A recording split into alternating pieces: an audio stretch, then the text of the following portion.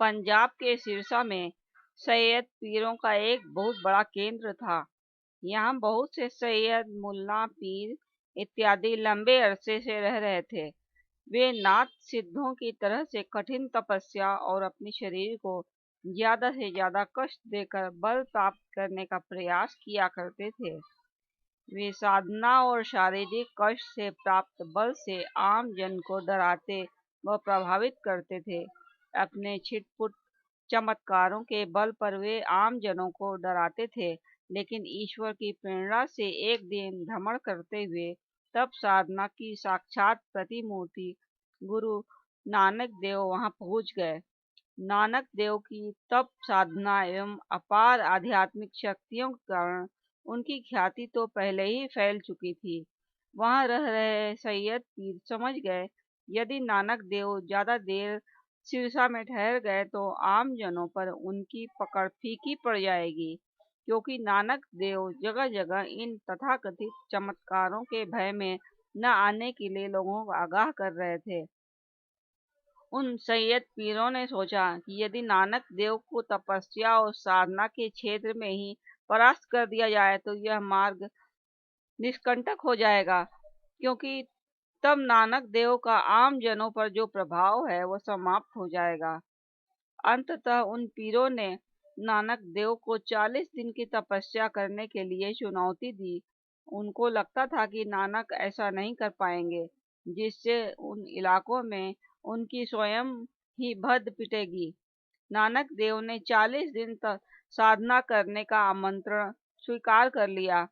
सभी पीर और अपने भौरे मतलब भूमिगत कमरे जिसमें कई साधु सन्यासी तपस्या करने के लिए चले जाते हैं और ऊपर से उसे बंद कर लेते थे, उसको कहा जाता था, उसमें चले गए। साथ में जौ और जल भी ले गए। उन सबने नानक देव जी को भी एक भौरे नुमा कोठरी दे दी। उनके लिए वहां जौ और जल रखवा दिया। सैयद पीर अपनी तपस्या में भी प्रतिदिन जौ खा लेते थे और जल पी लेते थे, लेकिन नानक देव ने निर्जल और निराहार रहकर ही साधना शुरू की।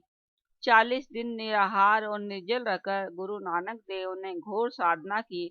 पर इधर पूरे सिरसा में चर्चा होने लगी कि क्या नानक देव बिना कुछ खाए पिए 40 दिन तक जिंदा रह पाएंगे। कुछ लोग तो दबी जुबान में यह भी कहने लगे कि पीरों ने नानक देव को मारने के लिए यह चाल चली है। 40 दिन पूर्ण होते ही सभी को तप स्थान से बाहर निकलना था। 40 दिन पूर्ण होते ही भौरे के बाहर लोगों की अपार भीड़ जमा हो चुकी थी। सभी लोग उन पीरों व गुरु नानक देव को 40 दिनों की साधना के बाद बाहर निकलते हुए देखना चाहते थे।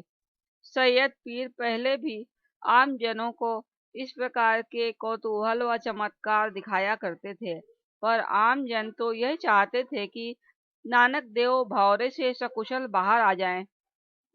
एक एक कर सभी पीर अब भौरे से बाहर निकल आए।